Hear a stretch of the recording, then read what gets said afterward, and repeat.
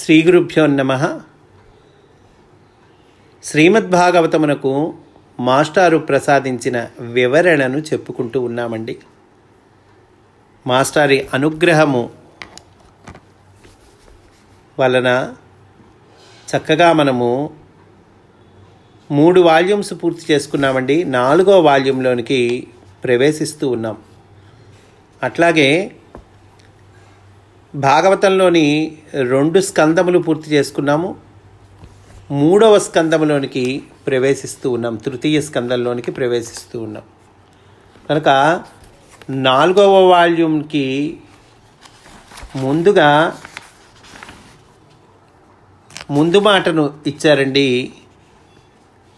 మన గురుదేవులు శ్రీమాన్ ఎక్కిరాల అనంతకృష్ణ గారు.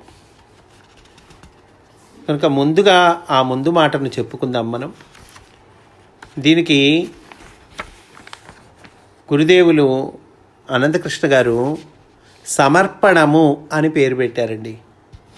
సమర్పణము అనేటువంటి శీర్షికను ఉంచారు. కనుక వారి ముందు మాటను చెప్పుకుందాం యథాతథంగా. భాగవతము తెలిసి పలుకుట చిత్రము శూలికైన తమ్మి చూలికైనా అని పలికినాడు పోతనామాచ్యుడు. 5000 సంవత్సరముల క్రితము జీవులపై గల కరుణతో సరస్వతీ నదీ తీరాన నిలిచి ఆ గడ్డపు ఆయన భాగవతాన్ని అందించాడు. 500 సంవత్సరముల క్రిందట ఆయనే మరొక రూపం ధరించి గోదావరి తీరాన నిలిచి తెలుగు భాషలో భాగవతాన్ని ప్రసాదించాడు. ఆయనే మరలా ఇప్పుడు సముద్ర తీరాన నిలిచి భాగవత రహస్యాన్ని ప్రకాశితం చేశాడు అన్నారు భాగవత ప్రభాకరులైన శ్రీ కొత్త రామకోటయ్య గారు. అంటే 5000 సంవత్సరాలు పైచిలుకండి సుమారు వ్యాసమహర్షి జీవులపై గల కరుణతో మనకి భాగవతాన్ని ఇచ్చారు. అట్లాగే 500 సంవత్సరాల క్రిందట ఆయనే మళ్ళీ పోతన మహానుభావుడి రూపంలో చక్కగా మనకి తెలుగులో భాగవతాన్ని ఇచ్చాడు. ఆయనే మళ్ళీ 50 ఏళ్ల క్రితము భాగవత రహస్యాన్ని ప్రకాశితం చేశాడు. అంటే మాశ్రీకే గారి రూపంలో వ్యాసుడే మళ్ళీ భాగవత రహస్యాన్ని ప్రకాశితం చేశారు అని ఎవరన్నారు? భాగవత ప్రభాకరులైన శ్రీ కొత్త రామకోటయ్య తాతగారు అన్నారటండి. అంటే ఆయనే ఇక్కడ వేరు కాదు. మాస్టర్ ఈకే వేరు ఒకటి, పోతన గారు ఒకటి, వ్యాస మహర్షి ఒకటి కాదు, ముగ్గురు ఒకళ్ళే. ఆ వ్యాసుడే వీళ్ళ అవతారాలు ఎత్తి మళ్ళీ మనకు అందజేస్తూ ఉన్నాడు. జీవులపై గల అవ్యాజమైన కరుణతో అంతర్యామి యొక్క ప్రకాశముగా దిగి వచ్చినదే భాగవతము. ఇది సమస్త వేద పురాణ ఇతిహాసములకు సారభూతమైనది. భాగవతం యొక్క అవతరణ సన్నివేశమే చాలా సందేశాత్మకమైనది. గురువు శిష్యుని వద్దకు తనంతట తానే ఆవిర్భవించుట అను సాంప్రదాయానికి ఈ సన్నివేశము అద్దము పట్టినది. గురువే శిష్యుడి దగ్గరికి వస్తాడండి. శిష్యుడు గురువుని వెతుక్కొని పోక్కర్లా, గురువే శిష్యుని దగ్గరికి వస్తాడు. గురువు శిష్యుని వద్దకు తనంతట తానే ఆవిర్భవించుట అను సంప్రదాయానికి ఈ సన్నివేశం అద్దము పట్టినది. అంటే నారద మహర్షి వ్యాస మహర్షి దగ్గరికి వస్తాడు. భాగవతంలో మనకి మొదటే చెప్పుకున్నాం మనం. శిష్యుడైన వేదవ్యాసుని వద్దకు పరమగురువు అయిన నారద మునీంద్రుడు దిగి వచ్చి భాగవతమును జీవులకు అందింపమని ఉపదేశించినాడు. భాగవత జనుల జీవన విధానము, జీవిత సన్నివేశముల ద్వారమున భగవత్తత్వము ఆవిష్కరింపబడుట భాగవతమును అగిపించును. భాగవత జనుల జీవన విధానము, ఇక్కడ భక్తుల కథలు ఉన్నాయి కదండి, బోలెడు భక్తుల కథలు ఉన్నాయి ఈ భాగవతంలో. కనుక భాగవత జనులు అంటున్నారు. ఈ భాగవత జనుల జీవన విధానము, జీవిత సన్నివేశముల ద్వారమున భగవత్తత్వము ఆవిష్కరింపబడుట భాగవతమును అగుపించును. భగవత్తత్వం ఆవిష్కరింపబడుతుంది భాగవతంలో. ఎట్లా ఆవిష్కరింపబడుతుంది? అనేక మంది భక్తుల కథలు, వారి ద్వారా భగవత్తత్వము మనకి తెలియచేస్తారు భాగవతంలో. ఇందలి భక్తుల గాథల కూర్పులోని క్రమము కూడా ఒక విశిష్టతను సంతరించుకుంది. వరుసగా భక్తుల కథలుంటాయండి. అయితే ఇది ఒక ఆర్డర్లో ఉన్నది, ఒక క్రమం ఉన్నది, ఒక విశిష్టత ఉన్నది ఈ ఆర్డర్లో అంటున్నారు. ప్రథమ స్కందమున నారదుల పూర్వజన్మ వృత్తాంతముతో మొదలై, మొట్టమొదటి కథ నారద మహర్షిదే, ప్రథమ స్కందంలోనే ఉంటుంది. కనుక ప్రథమ స్కందమున నారదుల పూర్వజన్మ వృత్తాంతముతో మొదలై సనక సనందనాదులు, ధ్రువుడు, ప్రహ్లాదుడు, బలి, అంబరీషుడు మొదలైన వారి వృత్తాంతములుగా వ్యాపించి చివరకు సర్వోత్కృష్టమైన చరితలు కలిగిన గోపికల చరితముతో సంపన్నమైనది. ఒక ఆర్డర్లో చెప్పారండి. నారద మహర్షి దగ్గర నుంచి ధ్రువుడు, ప్రహ్లాదుడు, బలి, అంబరీషుడు ఇట్లా చెప్పుకుంటూ పోయి చివరికి సర్వోత్కృష్టమైనటువంటి చరితలు కలిగిన గోపికల చరితముతో సంపన్నమైంది అన్నారు. దీనిలో ఒక సోపాన క్రమము అంతర్యామి సాధన చేయు వారికి గోచరించును. ఒక ఆర్డర్ కనిపిస్తుంది, ఒక పద్ధతి కనిపిస్తుంది, ఒక క్రమం కనిపిస్తుంది. ఎవరికి? అంతర్యామి సాధన చేయువారికి అంటున్నారు. సృష్టికి మూలమైన భగవత్తత్వమును, ఆయన నుండి వ్యక్తమైన ఈ చరాచర సృష్టి యొక్క తత్వమును జీవులకి ఆవిష్కరింపజేయునది వేదము. వేదమే కదండి సృష్టి యొక్క తత్వాన్ని, భగవత్తత్వాన్ని ఆవిష్కరింపజేసేది, మనకు అందించేటువంటిది వేదము. ఇది అపౌరుషేయమైన అఖండ విజ్ఞాన సంపద. అపౌరుషేయం అంటే ఎవరి చేత చెప్పబడింది కాదు, ఇది ఎవరో ఒకళ్ళు రచించింది, మిగతా వాళ్ళు నేర్చుకుని అది కాదండి. ఇది భగవంతుడి నుంచి ఋషులకు అందినటువంటిది, అనుభూతిగా వాళ్ళు అందుకున్నటువంటిది. కనుక ఇది అపౌరుషేయమైన అఖండ విజ్ఞాన సంపద. భాగవతమునందు ఈ సృష్టి విజ్ఞానమంతా ఉపదేశములు, సంవాదములు, అర్థవాదముల రూపమున కూర్పు చేయబడినది. ఈ సృష్టి విజ్ఞానం అంతా కూడా భాగవతంలో ఎట్లా ఇచ్చారు? ఉపదేశాల రూపంలో ఇచ్చారు, సంవాదముల రూపంలో. విదురమైత్రేయ సంవాదము అంటారు. అట్లా బ్రహ్మ నారదునికి ఉపదేశం చేశాడు అంటారు, అంతే కదండి. కనుక అనేక ఉపదేశములు, అనేక సంవాదాలు మనకి భాగవత గ్రంథంలో కనిపిస్తాయి, అర్థవాదములు కనిపిస్తాయి. వాటి రూపంతో ఈ సృష్టి విజ్ఞానమంతా కూడా ఇచ్చారంటున్నారు. ద్వితీయ స్కందమున నారాయణుడు బ్రహ్మకు ఉపదేశించిన సృష్టి విజ్ఞానము 4 శ్లోకములలో ప్రకటింపబడినది. మనం చెప్పుకున్నామండి, ద్వితీయ స్కందంలో నారాయణుడు బ్రహ్మకు ఉపదేశించాడు భాగవతాన్ని. నారాయణుడు బ్రహ్మకు ఉపదేశించినప్పుడు అది 4 శ్లోకాలే. తర్వాత దాన్ని విస్తరించారు. ఈ 4 శ్లోకాల్లోనే భాగవత సారమంతా ఉన్నది. ఈ చతుశ్లోకి యొక్క వ్యాఖ్యానమే భాగవతముగా విస్తరించినదని మాస్టర్ గారు నిరూపించిరి. అదే కాక భాగవతమునందలి మొదటి ఉపదేశముగా సూతుడు సౌనకాదులకు చేసిన సత్యం పరం ధీమహి అనే రూపమున ఉన్న మత్స్యపురాణాత్మకమైన గాయత్రీ మంత్రమే భాగవతమునకు మూలమని కూడా వారు వివరించారు. కనుక భాగవతమునకు మూలమేంటి? మత్స్యపురాణాత్మకమైన గాయత్రీ మంత్రము భాగవతముకు మూలమయ్యా. అయ్యా, మత్స్యపురాణాత్మకమైన గాయత్రీ మంత్రం అంటే ఏంటి? సత్యం పరం ధీమహి అనే రూపంలో ఉన్నటువంటిది. ఇది ఇంతకుముందు భాగవతమునకు వ్యాఖ్యానము చేసిన ఏ పండితులను వివరించలేదు. మరి యొక్క విశేషం ఏమిటంటే, భాగవతం యొక్క 12 స్కంధముల కూర్పు ద్వాదశాక్షరి మంత్రమునకు వివరణాత్మకమైనదన్న రహస్యాన్ని మాస్టర్ గారు ప్రకాశితం చేశారు. ద్వాదశాక్షరి మంత్రం ఓం నమో భగవతే వాసుదేవాయ 12 అక్షరాల మంత్రం అండి. కనుక ఈ భాగవతంలో కూడా 12 స్కందాలు ఉన్నాయి. ద్వాదశాక్షరి మంత్రంలో కూడా 12 అక్షరాలు ఉన్నాయి. కనుక ఈ 12 స్కందాల కూర్పు కూడా ఈ ద్వాదశాక్షరి మంత్రానికి వివరణాత్మకమైనది అనేటువంటి రహస్యాన్ని మాస్టర్ గారు ప్రకాశితం చేశారు.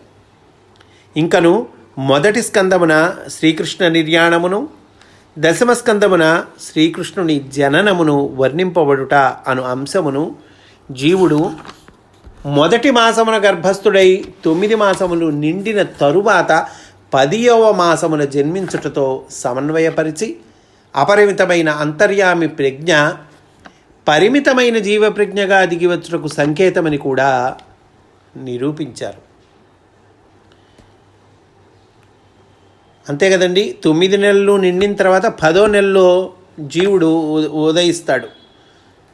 అందువల్ల భాగవతంలో 10వ స్కందంలో శ్రీకృష్ణ జననం పెట్టారు. మొట్టమొదటి స్కందంలో శ్రీకృష్ణుడు నిర్యాణం పెట్టారు.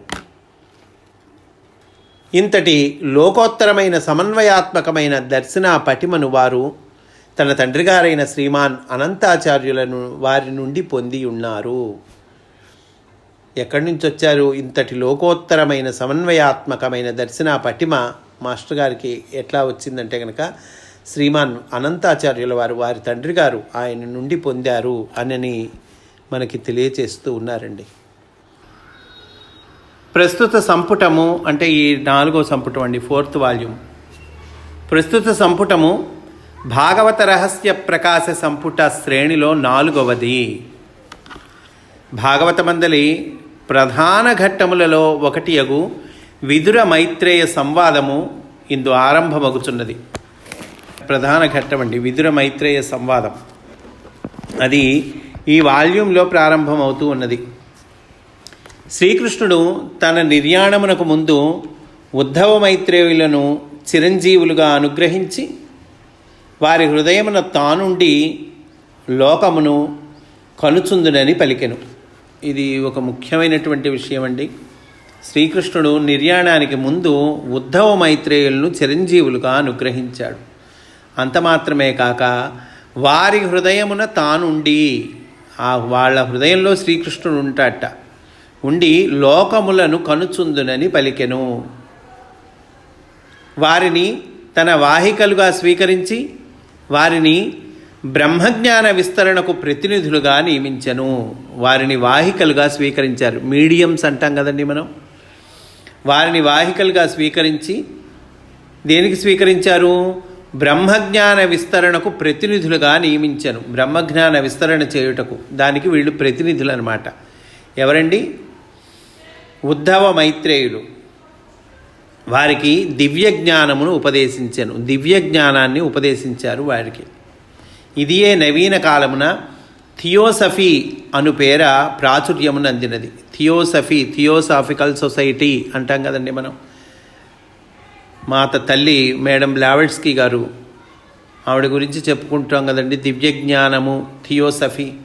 కనుక దానిని ఆయన వాళ్ళకి ఉపదేశం చేశాడు శ్రీకృష్ణుడు. భాగవతమున ఈ ఉపదేశమునకు దివ్య జ్ఞానమును అను పేరు పెట్టబడినది. ఈ ఉపదేశానికే భాగవతంలో ఏం పేరు పెట్టారు? దివ్య జ్ఞానము అనేటువంటి పేరు పెట్టారు. ఉద్ధవ మైత్రేయులు శ్రీకృష్ణుని అప్రాకృత దివ్య మోహన తేజోమూర్తిని దర్శించిన మహోజ్వల ఘట్టము ఈ సంపుటమున వర్ణింపబడినది. ఉద్ధవ మైత్రేయులు ఇద్దరూ కూడా శ్రీకృష్ణుని దర్శించారండి. ఎటువంటి శ్రీకృష్ణుడు? సామాన్యమైన వాడా? కాదు. అప్రాకృత దివ్య మోహన తేజోమూర్తి ఆయన్ని దర్శించారు. అదొక మహోజ్వలమైన ఘట్టము. ఆ ఘట్టము ఈ సంపుటిలో అంటే ఈ 4వ వాల్యంలో వర్ణింపబడినది. ఈ సంపుటమునందే శ్రీకృష్ణుని దివ్యావతార చరిత్రలోని వివిధ ఘట్టములందలి కీలకాంశములు, అర్ధవాదములు ఉద్ధవునిచే విదురునకు ఉన్మీలనము చేయబడినవి. శ్రీకృష్ణ తత్వము చాలా చెప్పారండి ఈ సంపుటంలో. శ్రీకృష్ణుని దివ్యావతార చరిత్రలోని వివిధ ఘట్టములందలి కీలకాంశములు అంటున్నారు. శ్రీకృష్ణ చరిత్రలో అనేక ఘట్టాలున్నాయి, అనేక కీలకాంశాలున్నాయి. అవి అర్ధవాదములు ఉద్ధవునిచే విదురునకు ఉన్మీలనము చేయబడినవి ఈ ఘట్టంలో అంటున్నారు. మాస్టర్ గారు అత్యద్భుతముగా తనకు కృష్ణునితోనూ వ్యాస మైత్రేయ శుకులతోనూ కల అనుసంధానము వలన వీని లోతులను వివరించి ఇందు ప్రకటించిరి.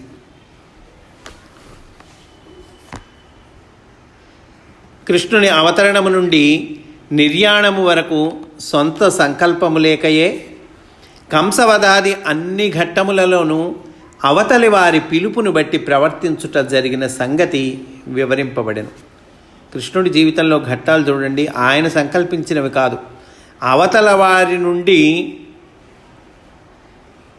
వచ్చిన పిలుపుని పట్టి ఈయన ప్రవర్తించడం జరిగింది. ఏమంటే అవతల వారి నుంచి వచ్చిన పిలుపు ఏమిటండి అంటే కనుక, ఉదాహరణకు ఆయన పుట్టిన తర్వాత 12 ఏళ్ల వయసులో కంసవధ జరిగిందండి. ఏమండి పుట్టిన వెంటనే ఈయన సంకల్పించి వెంటనే కంసవధ చేయొచ్చుగా? కాదు. కంసుడి దగ్గర నుంచి పిలుపు వచ్చేదాకా ఆగాడు. కంసుడు ధనుర్యాగము అనే పేరుతో శ్రీకృష్ణుని ఆహ్వానిస్తాడు. అప్పుడు కంసవధ జరిగింది. ఆ ధనుర్యాగ ఘట్టంలో కంసవధ జరిగింది. అంతేగాని ఆయన సంకల్పించటం లేదండి. తన సొంత సంకల్పములు లేకయే కంసవధాది అన్ని ఘట్టములలోనూ అవతలి వారి పిలుపును బట్టి ప్రవర్తించుట జరిగిన సంగతి వివరింపబడెను. భగవంతుడే అయినను ఆదర్శ మానవతామూర్తిగా తల్లిదండ్రుల ఎడల, గురువు ఎడల, భార్యాసుతుల ఆశ్రితుల ఎడల ప్రవర్తించిన తీరు తెలుపబడినది. ధర్మజుని రాజసూయమున పనులు నిర్వహించుట, అతని దూతగా కురుసభకు వెళ్ళుట, అర్జునునకు సారథ్యము వహించుట అతని భక్తవాత్సల్యమునకు నిదర్శనములు. ఏమండి కృష్ణుడు చూడండి, రాసుయాగంలో అన్ని పనులు చేస్తాడు కృష్ణుడు. ఆ రోజున్న ఆచారం ప్రకారము ఆ రాసుయాగానికి వచ్చిన పెద్దలు, ఋషులు వీళ్ళందరికీ పాద ప్రక్షాళన గావించి, ఆ గావించగా వచ్చినటువంటి నీళ్లు ఆ శిరస్సును జల్లుకొని వాళ్ళని జాగ్రత్తగా ఆహ్వానించాలి. రాసుయాగానికి పెద్దలు వస్తారు కదండి, వాళ్ళని గెస్ట్లను రిసీవ్ చేసుకోవటం. అయితే శ్రీకృష్ణుడు చేశాడండి, అందరికీ పాద ప్రక్షాళన గావించాడు. ఏమండి మరి పనుల్లో పెద్ద పనులు, చిన్న పనులు ఉంటాయి కదండి. చాలామంది అంటుంటాం మనం, ఆ చిన్న చిన్న పనులు నేను చేయను, పెద్ద పెద్ద పనులే చేస్తాను, నా స్థాయి ఏమిటి అని అంటుంటాం కదండి. మరి కృష్ణుడు చూడండి, ధర్మజుని రాజసూయమును పనులు నిర్వహించాడు. అతని దూతగా కురుసభకు వెళ్ళాడని మెసెంజర్ డ్యూటీ చేశాడు. అర్జునునకు సారథ్యము వహించుట డ్రైవర్ డ్యూటీ చేశాడు. కనుక వివేకానంద స్వామి ఒక మాట అంటారు, పనుల్లో పెద్దవి చిన్నవి అనేటువంటి తేడా లేదు, అన్ని పనులు సమాజానికి కావాల్సినవే. కనుక ఇది పెద్ద పని, ఇది చిన్న పని, పెద్ద పని వాడు చేసేవాడు గొప్ప, చిన్న పని చేసేవాడు తక్కువ, ఇట్లా ఉండదు, అన్ని పనులు సమానమే అని చెప్పినట్లుగా ఇక్కడ కృష్ణుడు అనేక రకాల పనులు తాను స్వయంగా నిర్వహించి ఆ పనులు చేసి మనకి చూపిస్తూ ఉన్నారు. ఇవన్నీ కూడా భక్త వాత్సల్యమునకు నిదర్శనములు అంటున్నారండి. యాదవులు, పాండవులు, ఋషులు, శబరి, గుహుడు, వ్రజగోపికలు వీరికి భగవంతుని ఎడలగల వైఖరులలోని దశా వైవిధ్యము మాస్టర్ గారు స్పష్టము గావించిరి. వీళ్ళందరూ చక్కగా భగవంతుడికి శరణాగతి చెందిన వాళ్ళే. అయితే వీళ్ళ వైఖరులలో దశా వైవిధ్యము ఉన్నది, కొంచెం తేడా ఉన్నదయ్యా ఒకరికి. అందరు మంచివాళ్లే, అందరు గొప్పవాళ్లే, అందరు యోగులే, అందరు సాధకులే, మంచిదే. కానీ వారికి ఉన్న తేడాని స్పష్టము గావించిరి. రాక్షస ప్రవృత్తి గల పూతనకు, శిశుపాలునికి, భారత యుద్ధమున కౌరవసేనకు వరుసగా స్తన్యపానముతోనూ, చక్రప్రయోగముతోనూ, కటాక్షములతోనూ మోక్షమును ప్రసాదించిన కృష్ణుని కరుణ యొక్క వైనము పాఠక భక్తుల గుండెలను కరిగింపచేయును. అంతే కదండి, సామాన్యమండి. ఆమెమో విషం ఇవ్వటానికి వచ్చింది, పూతన విషస్తన్యం ఇవ్వటానికి వచ్చింది. ఆవిడకి ఈయన తల్లి స్థానాన్ని ఇచ్చాడు. విషస్తన్యము అంటే స్తన్యం ఇచ్చేది ఎవరండి? తల్లే కదా. కనుక ఆవిడేమో విషం ఇవ్వటానికి ఆమె వస్తే ఈయన తల్లి స్థానంలో కూర్చోబెట్టాడు ఆవిడ్ని. అట్లాగే శిశుపాలుడికి, పూతనకు, శిశుపాలుడికి, భారత యుద్ధమున కౌరవసేనకు వరుసగా మోక్షమును ప్రసాదించాడు కృష్ణుడు. ఆయన కరుణ యొక్క వైనము ఈ పాఠక భక్తుల గుండెలను కరిగింపచేయును అంటున్నారు.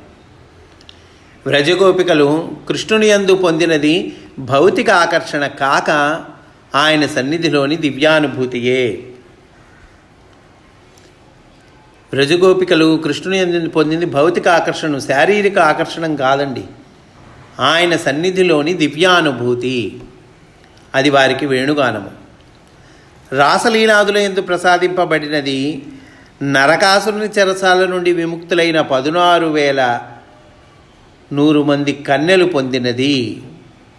రాసలీలలో ప్రసాదింపబడినటువంటి ఆ దివ్య అనుభూతి ఏదైతే ఉందో, ఈ నరకాసురుని చెరసాల నుండి విముక్తులైన 16,100 మంది ఉన్నారు కదండి, వాళ్ళు కూడా పొందింది అదే.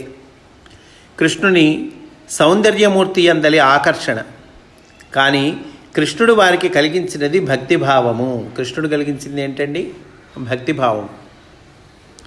ఇందలి చిత్రలీల ఈ సంపుటమును స్పృశింపబడినది.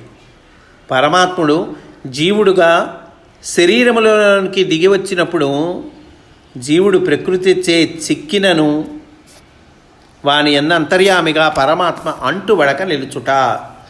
జీవుడిగా దిగి వచ్చేదెవరు? పరమాత్మే, భగవంతుడే. కనుక పరమాత్ముడు జీవుడిగా శరీరంలో దిగి వచ్చినప్పుడు జీవుడు ప్రకృతి చే చిక్కినను వాని యందు అంతర్యామియకు పరమాత్మ అంటుబడక నిలుచుట. లోపల అంతర్యామిగా ఉన్నాడు పరమాత్మ, ఆయనకేమంటదు.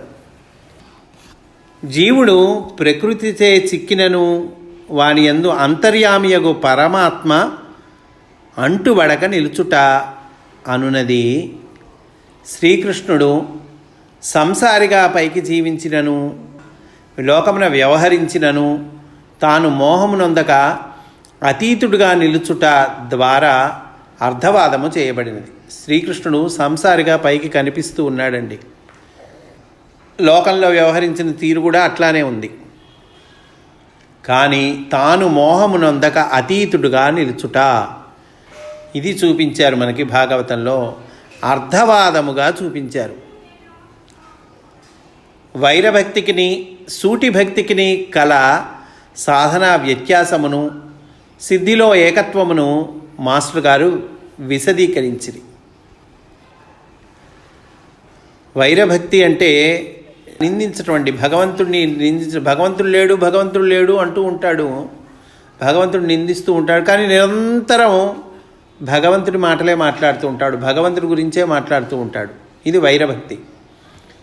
అంటే భగవంతుడితో వైరం అన్నమాట, శత్రుత్వ భావన. వైరభక్తికిని సూటి భక్తికిని గల సాధనా వ్యత్యాసమును, సిద్ధిలో ఏకత్వమును మాస్టర్ గారు విశదీకరించిరి. ఐహిక సుఖములు కృష్ణుడు కోరగా వచ్చినవి కావు. అతనికి సుఖేచ్ఛ లేదు. నిత్యము ఆత్మానందము తానైనవాడు. అంతే కదండి, ఆ నిత్యము ఆత్మానందమే తానైనటువంటి వాడు. ఆయనకు ఐహిక సుఖాలు ఎందుకు? ఆయన కోరినవి కాదు, కోరగా వచ్చినవి కావు ఆ సుఖాలు కూడా. అతనికి ఆయనకు సుఖము కావాలని ఏముంటుంది? కావుననే భౌతిక సుఖములను వానికి అవియే కోరి అతనిని చేరినవి. భౌతిక సుఖాలు వాటికి అవే ఆయన్ని చేరినవి. అట్లయ్యును అతడు వాటిని స్వీకరించనే కానీ వానిచే అంటుపడలేదు. ఇక జరాసంధ కాలయవనుల బారి నుండి కృష్ణుడు సర్వశక్తిమంతుడయ్యును తప్పించుకొన యత్నించుట, ఆపై వారిని విచిత్ర రీతిలో వధింపజేయుటలోని పరమార్థమును మాస్టర్ గారు స్ఫుటము గావించిరి. జరాసంధుడు అనేక సార్లు దండయాత్రకు వస్తాడు, తెలుసు మనకి. అట్లాగే కాలయవనుడు, వాళ్ళ బారి నుండి కృష్ణుడు సర్వశక్తిమంతుడై కూడా తప్పించుకోవటానికి ప్రయత్నించాడు. చాలామంది ఈ ప్రశ్న అడుగుతారు, ఎందుకంటే ఆయన వాళ్ళ నుంచి తప్పించుకోవటానికి ప్రయత్నించాడని. మరి ఆయన సర్వశక్తిమంతుడు కదా అంటే, ఆ పైన విచిత్ర రీతిలో వాళ్ళని వధించింది కూడా కృష్ణుడే. ఇందులో ఉన్న పరమార్థాన్ని మాస్టర్ గారు చక్కగా స్పష్టంగా గావించారండి. కురుసభలో తనను పట్టవచ్చిన వారిని కృష్ణుడు విడిచిపట్టుట తన భూభార నిర్వాపణ కార్యముతో ముడిపెట్టబడినది. ధృతరాష్ట్రుడు, కౌరవులు, యాదవులు, భీష్మ ద్రోణులు మున్నగు వారికి వారి వారి పరిమితులు ఎట్లు కృష్ణుని చేర విఘ్నములాయనో వివరింపబడెను. కృష్ణుని సంపూర్ణంగా చేరుకోవటానికి, అంటే గోపికల వలె కృష్ణుణ్ణి చేరుకోకుండా వీళ్ళు వాళ్ళ పరిమితులకి లోబడిపోయారు. కౌరవులు కానీ, యాదవులు కానీ, భీష్మ ద్రోణులు కానీ వారి వారి పరిమితులు కృష్ణుని చేరకుండా విఘ్నములయ్యను అంటున్నారు. అట్లా ఎందుకైనయ్యా అది వివరించారు మాస్టర్ గారు. అవతారముగా వచ్చిన దేవుడు ధర్మాధర్మములకు సాక్షిగా ఉండుట గాక ధర్మ సంస్థాపక మూర్తిగా ధర్మపక్షము వహించి కల్పించుకొని తీరును, తనకు అవమానములు వాటిల్లినను కృష్ణుడు వానికంటక ఆయా వ్యక్తులను క్షమించిన తీరును ఉద్ధవుడు ప్రశంసించను. ఆ కృష్ణుడి తీరు దాన్ని ఉద్ధవుడు ప్రశంసించాడండి. శ్రీకృష్ణుని అనుగ్రహము విదురునిపై ఎట్లు ప్రసరించినదో ఈ సంపుటము మొదటనే కథితమైనది. ధృతరాష్ట్రుని కొలువులో ఊడిగము నుండి బయటపడవేసి కృష్ణుడు విదురుని అవధూతగా మలచిన వైనము అద్భుతము. ధృతరాష్ట్రుడు కొలువులో ఇంపార్టెంట్ ఎంప్లాయీ ఎవరు? విదురుడు. ఆయన్ని ఆ కొలువు నుండి బయటపడేసిన వాడు కృష్ణుడు. బయటపడిన తర్వాత చక్కగా విదురుడు ఏమయ్యాడు? అవధూతగా తయారయ్యాడు, అవధూతగా అయ్యాడు. అట్లా ధృతరాష్ట్రుని కొలువులో ఒక ఉద్యోగిగా ఉన్నటువంటి విదురుణ్ణి అవధూతిగా మలచిన వైనము అద్భుతము అంటున్నారు. తాను ఉద్ధవ మైత్రేయులకు ఉపదేశించిన దివ్య జ్ఞానామృతమును విదురునకు ప్రసాదింపుడని కృష్ణుని ఆజ్ఞ. ఉద్ధవ మైత్రేయులకు దివ్య జ్ఞానాన్ని ఉపదేశించిన కృష్ణుడు, అయ్యా ఇది విదురుడికి కూడా చెప్పాలని చెప్తాడు, విదురుడికి ప్రసాదించండి అని కృష్ణుడు ఆజ్ఞ చేస్తాడండి. ఎంతటి భక్తవాత్సల్యము! శ్రీకృష్ణావతార తత్వోన్మీలనము ఈ సంపుటమున ఉద్ధవుడు గావించిన తీరు, మాస్టర్ గారు వ్యాఖ్యానించిన వైభవము పాఠకులను శ్రోతలను కృష్ణుడను మాధుర్యాంబుధిన స్నానమాడించును.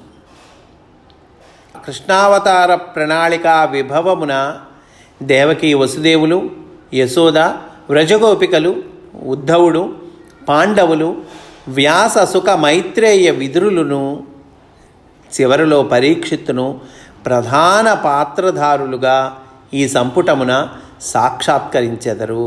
ఈ సంపుటంలో వీళ్ళందరూ వస్తారండి, ప్రధాన పాత్రధారులుగా వస్తారు.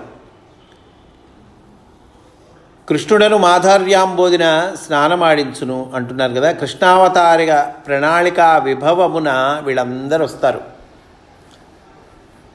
మొత్తము మీద పరిశీలించినచో ఈ సంపుటమున మహాభక్తుడకు ఉద్ధవుడు గావించిన కృష్ణ కథోన్మీలనము, దానికి మాస్టర్ గారి సుమధుర వ్యాఖ్యానము, తరువాత వారి నుండి వెలువడిన పురుషమేధమును నవలకు ప్రాతిపదికగాను ప్రేరణగాను ద్యోతకమగుచున్నది.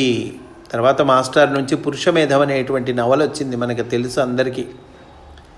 అయితే ఇక్కడ ఈ సంపుటంలో ఇచ్చిన కృష్ణ కథ ఏదైతే ఉందో, దానికి మాస్టర్ గారు ఇచ్చినటువంటి చక్కటి వ్యాఖ్య ఏదైతే ఉందో, ఇది పురుషమేధం అనే నవలకు ప్రాతిపదికగాను ప్రేరణగాను ద్యోతకమగుచున్నది అంటున్నారు.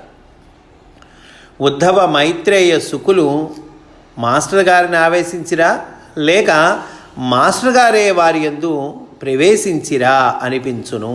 కనుక వీళ్ళు మాస్టర్ని ఆవేశించారండి, ఉద్ధవులు, మైత్రేయులు, సుఖయోగి. అంతేకాక మాస్టర్ గారే వారి యందు ప్రవేశించారు అని మనకి ఈ సంపుటము, ఈ శ్రీమద్భాగవత రహస్య ప్రకాశము చదువుతుంటే అర్థమవుతుంది. లేదా శ్రీకృష్ణుని వైభవమే మాస్టర్ గారుగా రూపొందినదా అని అనిపించును. శ్రీకృష్ణుడి వైభవమే మాస్టర్ గారిగా రూపొందిందా అని మనకి చదువుకుంటే అనిపిస్తూ ఉంటుంది. ఏలనన మాస్టర్ గారి గుండెయను కొండలోయ నుండి భక్తి అను తేనె ఊటగా దిగి వచ్చినది ఈ సంపుటము. కనుక ఎంత ఎంత ఎంత బ్రహ్మాండమైనటువంటిదో చూడండి. ఈ సంపుటంలో విన్న లోపలికి మనం వెళ్ళబోయి, లోపలికి వెళ్ళి మనం చెప్పుకోబోయేటువంటి విషయం సామాన్యమైనటువంటి విషయం కాదండి. మాస్టర్ గారి గుండెయను కొండ లోయ నుండి భక్తి అను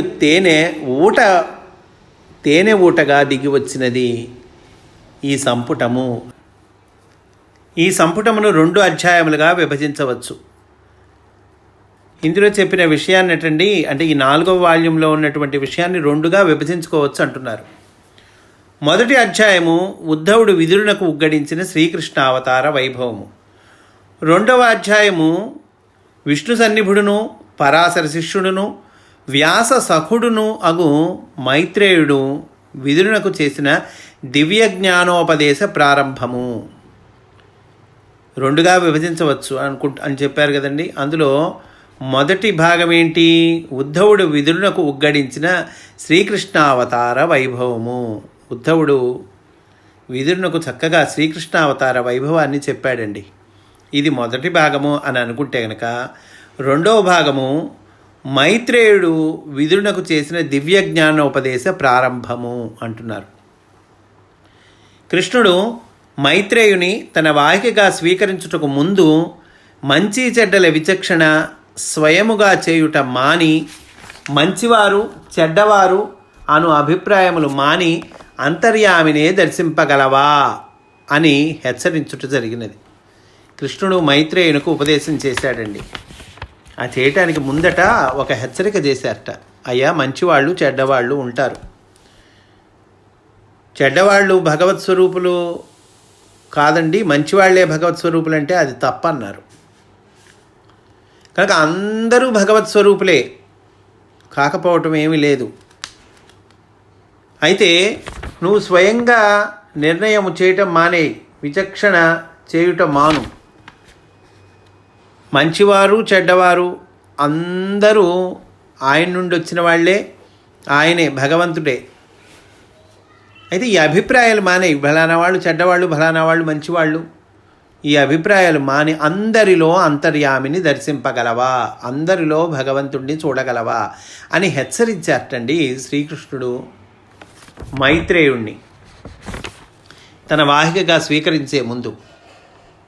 ఆ పైన సృష్టి యొక్క రాకను గూర్చియు విదురుడు మైత్రేయుని ప్రశ్నించుట, సృష్టి యొక్క రాకను గూర్చి విదురుడు మైత్రేయుడిని ప్రశ్నించాడండి. మైత్రేయుడు వానికి సమాధానముగా విష్ణుని నుండి ప్రకృతి, కాలము, మహత్తు, దేవతలు వచ్చిన వైనమును, ఆ పైన ఈ 27 తత్వములు వేనికవి వేరయి సృష్టి చేయు సామర్థ్యము వీనికి లేకుండుటయు, అంతటా వీరి ప్రార్థనపై విష్ణుడు ఉరుక్రముడై వీనియందు వ్యాపించి వానిని సమ్మేళనము గావించి వీనిని తాను అను ఒకే తత్వమున భాగములుగా అంగీకరించుటయు. సృష్టి మొదట్లో ఏమైందండి? 27 తత్వములు వేనిక వేరయ్యి సృష్టి చేయు సామర్థ్యం వాడికి లేకుండా పోయింది. ఆ తర్వాత వీటి ప్రార్థనపై విష్ణుడు ఏం చేశాడు? ఉరుక్రముడై వీని యందు వ్యాపించి వానిని సమ్మేళనము గావించాడు. వీనిని తాను అను ఒకే తత్వమున భాగములుగా అంగీకరించాడు. అప్పుడు దేవతాదులెల్లరూ ఒకరినొకరు కానక ఒకరి యందొకరు అంతర్యామియగు విష్ణుని దర్శించుట వలన సృష్టి చేయగలుగుట విదురునకు వివరించెను. ఈ సమ్మేళనం గావించిన తర్వాత ఏమైంది? తాను అను ఒకే తత్వమున ఆయన భగవంతుడు భాగములుగా అంగీకరించాడు విష్ణుడు. అప్పుడు ఈ దేవతలందరికటండి ఒకరినొకరు కనిపించక ఒకరి యందు ఒకరు అంతర్యామియగు విష్ణువుని దర్శించారట. అట్లా దర్శించడం వలన సృష్టి చేయగలుగుటయు విదురునకు వివరించాడు మైత్రేయుడు. ఇది ఏ యోగమాయ. ఈ పవిత్ర ఘట్టమున దేవతాదులు విష్ణుని గూర్చి గావించిన స్తోత్రమును మహాభక్తుడకు పోతన ఒక దండకముగా రచించెను. ఇది ఒక పవిత్రమైన ఘట్టం అండి. ఆ సమయంలో దేవతాదులు విష్ణుని గూర్చి స్తోత్రం చేస్తారు. మహాభక్తుడకు పోతన గారు దీన్ని ఒక దండకంగా రచించి ఇచ్చారు. తెలుగు భాషలోని ఈ దండకము వేదమునందలి విష్ణు సూక్తములకు సమానమైన మహిమ గలదిగా దర్శనమిచ్చుతున్నది. సామాన్యమైంది కాదండి ఈ దండకం. వేదములలోని విష్ణు సూక్తములకు సమానమైన మహిమ కలది అని చెప్తూ ఉన్నారు. తెలుగువారి భాగ్యం ఇది. అంతటా విష్ణుని విరాట్ విగ్రహమున సృష్టిలోని ఎల్ల రూపుల నమూనాలు ఇముడ్చుకున్న తేజోమయ శరీరము.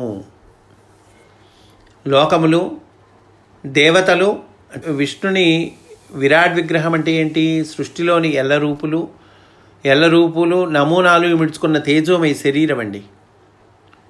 లోకములు, దేవతలు, జీవులు ఎట్లు అంగీభూతిలో వివరింపబడినది. ఆ విష్ణుడి విరాట్ విగ్రహంలో ఇవన్నీ అంగీభూతములు. ఏవి? లోకములు అంగీభూతములు, దేవతలు ఆ విరాట్ విగ్రహంలోని వాళ్ళే, జీవులు ఆ విరాట్ విగ్రహంలో అంగీభూతములే. అది ఎట్లా అనేది వర్ణించబడిందిట.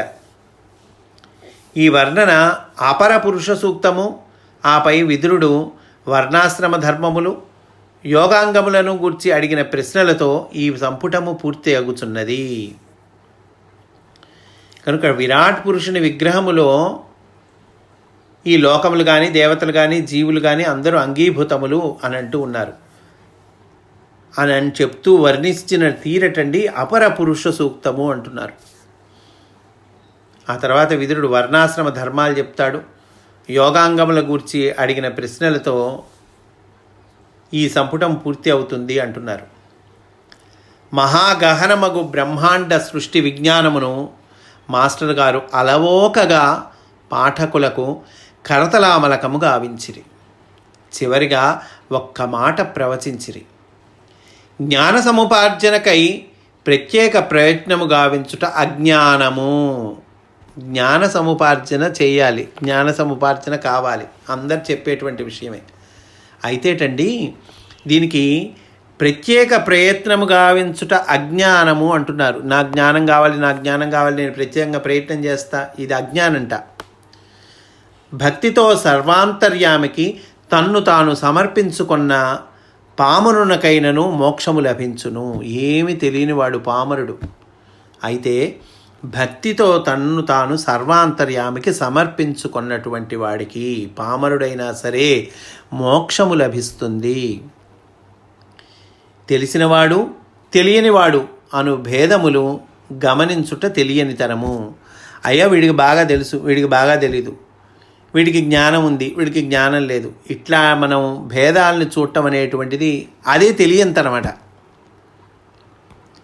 జ్ఞానము దేవుడు ఇచ్చున్నది కానీ జీవుడు తెచ్చుకొనున్నది కాదు సుమా. జ్ఞానం అంటే జీవుడు తెచ్చుకునేది కాదు, భగవంతుడు ఇచ్చేటువంటిది, దేవుడిచ్చేటువంటిది జ్ఞానము. అంతేగాని జీవుడు తెచ్చుకునేటువంటిది కాదు, స్పష్టం చేస్తూ ఉన్నారండి. 16 భాగములుగా వారు ప్రసాదించిన ఈ భాగవత ప్రకాశమును సంపుటి మందు పోతనగారు భాగవత పద్యములను, వాటికి టీకా తాత్పర్యములను, రహస్య ప్రకాశమును 3 అంశములు మనకు కనిపించును.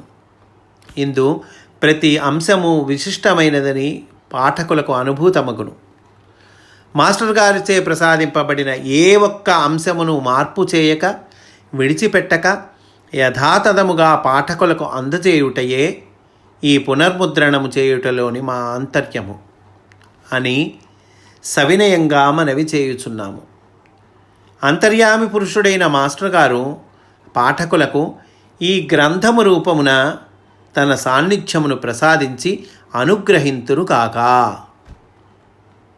ఈ సత్కర్మమనే యజ్ఞంలో సమిధలుగా పనిచేసిన సోదరులు శ్రీ ఎం పున్నయ్య శాస్త్రికి, బివిఎస్ సుబ్రహ్మణ్య శాస్త్రికి, ఆర్ కామేశ్వరరావు, జీవి రాఘవరావు, దేవి ప్రసాదులకు మాస్టర్ గారు ఆయురారోగ్యములను ప్రసాదించుగాక. ఎక్కిరాల అనంతకృష్ణ, స్వభాను పుష్య పూర్ణిమ అనంటూ చక్కటి ముందు మాటను ఇచ్చారండి మనకి గురుదేవులు శ్రీమాన్ ఎక్కిరాల అనంతకృష్ణ గారు. సమర్పణము అనేటువంటి పేరుతో ఈ భాగవత ప్రాశస్త్యాన్ని చెప్పారు. ఈ సంపుటము లోపల ఉన్నటువంటి ఆ విషయం యొక్క సారాంశాన్ని తెలియచేశారు. మాస్టర్ గారు ఎంత చక్కగా మనకి ఈ భగవత్ సందేశాన్ని అందించారు అనేటువంటి విషయాన్ని కూడా తెలియచేశారండి. ఇంతటితో గురుదేవులు శ్రీమాన్ ఎక్కిరాల అనంతకృష్ణ గారు ఇచ్చినటువంటి ముందు మాట పూర్తయింది. రేపటి రోజున మనము పరమగురువులు కులపతి శ్రీమాన్ ఎక్కిరాల కృష్ణమాచార్యుల వారు అందించినటువంటి పీఠిక, ఆ పీఠికలోకి ప్రవేశించి ఆ పీఠికను చెప్పుకుంటాము అని సవినయంగా మనవి చేసుకుంటూ స్వస్తి. వాసుదేవ.